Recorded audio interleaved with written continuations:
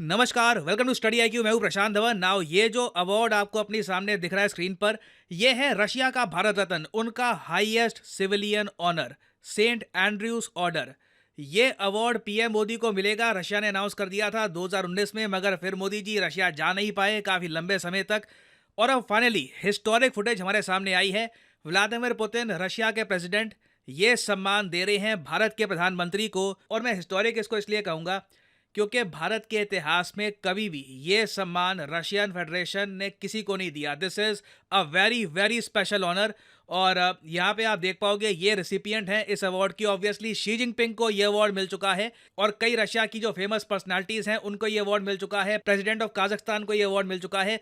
बहुत ज़्यादा कम लोगों को रशिया ये अवार्ड देता है और इंडिया के लिए मैं कहूँगा एक ह्यूज ऑनर है कि हमारे प्राइम मिनिस्टर को फाइनली ये अवार्ड मिल चुका है फ्रॉम व्लादिमीर पुतिन हिमसेल्फ। और ऑब्वियसली आप लोग समझ सकते हैं एक ऐसे टाइम में यूएसए को ऑब्जेक्शन रेस करनी ही थी जब पूरा वर्ल्ड मीडिया कवर कर रहा है पीएम मोदी की विजिट को। बाय द वे, मैं ऑलरेडी पीएम मोदी का जो ग्रैंड वेलकम हुआ था इस पर वीडियो बना चुका हूं। और साथ ही साथ यूक्रेन ने जो रिसेंट स्टेटमेंट दी है, यूक्रेन के प्रेसिडेंट जेलेंस्की ने जो कहा है कि वी आर डिसअपॉइंटेड, इस पर भी मैं अलग से वीडियो बना चुका हूं। नाउ इस पर्टिकुलर वीडियो में हम बात करेंगे यूएस की और रशिया के अप्रोच की, कि यूएस की अप्रोच क्या है कि कॉन्स्टेंटली ये कहना कि हम लोग बहुत कंसर्न है इंडिया रशिया रिलेशंस को लेकर, जबकि रशिया की अप्रोच कंप्लीटली डिफरेंट है कंपेयर टू यूएस। नाउ सबसे पहले मैं चाहता हूं यूएस के स्पोक्समैन ने, यूएस गवर्नमेंट के स्पोक्समैन ने रिसेंटली क्या कहा है ये आप देखें। See what he talked about, but as I said, we made quite clear directly with India our concerns about their relationship with Russia, and so we would hope India and any other country, when they engage with Russia, would make clear that Russia should respect the UN Charter, should respect Ukraine's sovereignty and territorial integrity. तो US चाहता है कि PM Modi directly Putin से बात करे और सबसे ऊपर रखे यूक्रेन की सॉवरेनिटी और टेरिटोरियल इंटेग्रिटी को। नाउ इंटरेस्टिंगली मोदी जी और पुतिन ने बात करी है यूक्रेन को लेकर। और जब रशियन मीडिया ने पुतिन से पूछा कि यूक्रेन को लेकर क्या बात हुई है, तो व्लादिमीर पुतिन ने कैटेगोरिकली ये कहा कि हमारी बहुत अच्छी बात हुई है प्राइम मिनिस्टर मोदी से यूक्रेन के इशू को लेकर।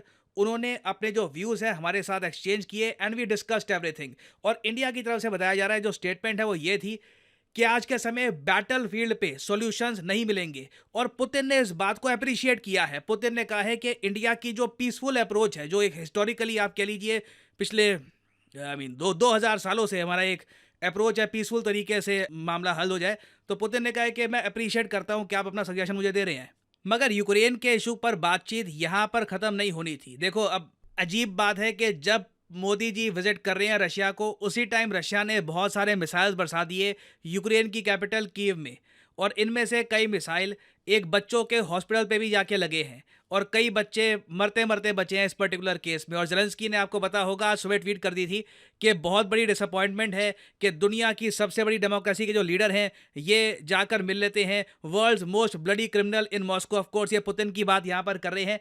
तो अब ये बात जब जेलेंस्की ने कह दी और वर्ल्ड मीडिया ने भी इसके बारे में बातचीत करनी स्टार्ट कर दी, तो मोदी जी को भी ये इशू उठाना पड़ा। और ये जो वीडियो मैं आपको दिखाने वाला हूँ बहुत स्पेशल है। मैं आपको बता दूं, दुनिया में कोई और वर्ल्ड लीडर नहीं है जो व्लादिमीर पुतिन के सामने ये बात बोल देगा जो मोदी जी बोलने वाले हैं। जो छोटी सी क्लिप है 1 मिनट की, ये मैं चाहता हूं आप देखें। एक्सेलेंसी, युद्ध हो, संघर्ष हो, आतंकवादी हमले हो, मानवता में विश्वास करने वाला हर व्यक्ति जब जानहानि होती है तब बहुत पीड़ित होता है। लेकिन उसमें भी जब मासूम बच्चों की कत्ल होती है, मासूम बच्चों को मरते हुए देखते हैं, तब हृदय छलनी हो जाता है और वो दर्द बहुत भयानक होता है। और इस विषय में भी आपसे विस्तार से चर्चा हुई। और ये जो मोदी जी की स्टेटमेंट है बहुत इंपॉर्टेंट भी थी। देखो, यूक्रेन में कई बच्चे मरे हैं और बहुत ज़्यादा खराब दृश्य सामने आए हैं। और मोदी जी को ये बात बोलनी पड़ी पुतिन के सामने कि द हार्ट ब्लीड्स, दिल से मतलब खून निकलता है जब हम देखते हैं कि बच्चों को मारा जा रहा है, चाहे वॉर हो ना। अगेन देखो, आज के समय ये गाज़ा में भी हो रहा है, यूक्रेन में भी हो रहा है।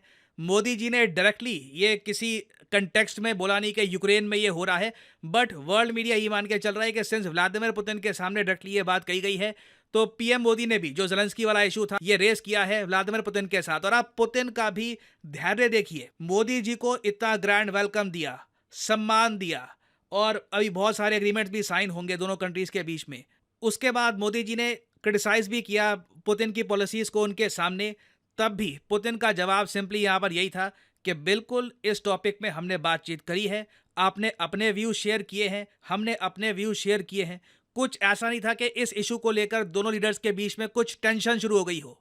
नाउ यूक्रेन के इशू के बियॉन्ड अगर हम बात करें तो इंडिया और रशिया के बीच में मैं कहूंगा आज के समय जो कॉर्नर स्टोन है फ्रेंडशिप का वो है न्यूक्लियर एनर्जी। जी हाँ, वेपन्स, ऑयल ट्रेड वो सब अपनी जगह है, मगर भविष्य है न्यूक्लियर एनर्जी का, क्योंकि रशिया का प्लान ये है कि ये लोग 6 और nuclear power plants all over India बनाएंगे। और मैं आपको बता दूं, एक बार ये न्यूक्लियर पावर प्लांट्स इंडिया में बन गए बहुत सारी लोकेशंस पे, इससे इलेक्ट्रिसिटी बिल बहुत कम हो जाएगा। जिन कंट्रीज में न्यूक्लियर पावर से बहुत सारी इलेक्ट्रिसिटी आती है वहां पे एनर्जी बिल्स आप देखोगे कंपेयर टू इंडिया बहुत कम होते हैं। और मैंने एक बात नोट करी कि जब मॉस्को के एटम सेंटर में मोदी जी गए पुतिन के साथ, तो जो फ्लोटिंग न्यूक्लियर पावर प्लांट है उस पे मोदी जी का खास इंटरेस्ट था। ये जो इमेज है ये काफी सामने आई थी। अगेन इस टॉपिक पे मैं एक अलग से वीडियो 1 महीने पहले, एक्चुअली 1-1.5 महीने पहले बना चुका हूं कि रशिया ने ऑफर किया है इंडिया को एक तैरता हुआ न्यूक्लियर पावर प्लांट। ये बेसिकली एक जायंट शिप है जिसके अंदर एक न्यूक्लियर रिएक्टर भी है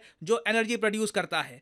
और अगेन मोदी जी बहुत इंटरेस्टेड थे इसको लेकर। पुतिन ने भी इस शिप के बारे में इनको काफी बताया, और हालांकि इस शिप को लेकर कुछ अभी एग्रीमेंट साइन हुआ नहीं है, बट पॉसिबिलिटी है कि इन द फ्यूचर दोनों कंट्रीज हो सकता है कि इस प्रोजेक्ट पर भी फोकस करें। नाउ अगेन दोनों कंट्रीज एग्रीमेंट्स क्या साइन करते हैं, ऑफिशियली क्या डॉक्यूमेंट्स पे साइन होते हैं, जो लॉजिस्टिक्स पैक्ट है इंडिया रशिया के बीच में, क्या ये फाइनली साइन होता है या नहीं होता, इसके बारे में हमको बहुत ही जल्द जानकारी मिल जाएगी। कुछ अपडेट्स आती है तो ऑब्वियसली मैं आपके लिए अपडेटेड वीडियो बाद में ले आऊंगा।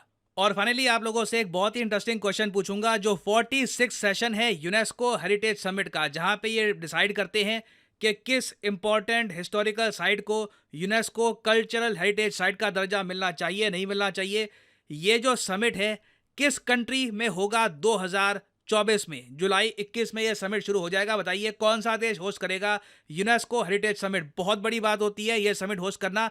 ये है यहाँ पे आपकी ऑप्शंस, इंडिया, ऑस्ट्रेलिया, इटली या फिर फ्रांस। कमेंट सेक्शन में करिए उत्तर। जो लोग सही आंसर देंगे उनकी कमेंट को मैं हार्ट दे दूंगा ताकि बाकी लोग समझ पाएं कि सही आंसर क्या है। और हाँ, यहाँ पर मैं ये भी ऐड कर दूं कि स्टडी IQ का जो न्यू सीजन है इसका बैच 2 स्टार्ट हो चुका है। 8 तारीख को थी पहली क्लास, और ये बैच 10 तारीख के बाद एनरोलमेंट्स लेना बंद कर देगा, क्योंकि 10 तारीख से प्रॉपरली सिलेबस स्टार्ट हो जाएगा। तो आपके पास एक मौका है, अगर आप एक कॉलेज स्टूडेंट हैं, आपके पास टाइम है 1-2 साल का, आपके माइंड में एक टारगेट है कि 1-2 साल में एक प्रॉपर आपको अटेम्प्ट देना है UPSC का, तो कमेंट सेक्शन में जाइए, यहाँ पे आपको मिलेगा ये लिंक, इस लिंक पर करिए क्लिक और आपके सामने खुल जाएगा ये पेज। अगर आप मोबाइल फोन पे हैं तो स्टडी IQ की जो ऐप है गूगल प्ले स्टोर पे, ये भी आप कर सकते हैं डाउनलोड, और यहाँ पे आप परचेज कर पाओगे स्टडी IQ का P2I फाउंडेशन कोर्स। याद रखिएगा इस कोर्स में होती हैं लाइव क्लासेस, और लाइव क्लासेस के होते हैं स्टडी IQ में बैचेस। जो अभी करंट बैच है इसमें एनरोलमेंट, इसमें एडमिशन 10 तारीख को बंद हो जाएगा। तो 10 तारीख तक का आपके पास टाइम है, एनरोल करिए, you can by this course. But obviously जो प्राइस यहाँ पर लिखा है, नेवर पे दिस प्राइस। सिंपली यहाँ पर कोड यूज करिए PD10 और प्राइसेस गिरना स्टार्ट हो जाएंगे। You will get a good discount. 1000 rupees से भी कम पे करके पर मंथ आप UPSC एग्जाम की तैयारी कर सकते हैं घर बैठे। और याद रखिएगा ये कोर्स आपका प्रीलिम्स, मेंस और इंटरव्यू तीनों स्टेजेस में आपका साथ देगा। स्टडी IQ आपको ये भी कहता है कि प्रीलिम्स अगर क्लियर हो गया आपका, तो मेंस के लिए आप दिल्ली में आइए, आपके पास एक ऑप्शन है, या फिर अगर आप अपने होम टाउन में जहां भी आप रहते हैं वहां भी रहकर तैयारी कर सकते हैं। बट स्टडी IQ आपको ऑप्शन देता है, आइए दिल्ली में, आपके रहने का खर्चा, आपके खाने का खर्चा स्टडी IQ उठाएगा, और हमारे साथ मिलकर प्रिपेयर करिए। वी विल मेक श्योर कि आप मेंस इंटरव्यू क्रॉस करके you reach your destination. So use the code PD10 and save money. इसी नोट के साथ यह है video Kant. Thank you for listening, and I always say, may the gods watch over you.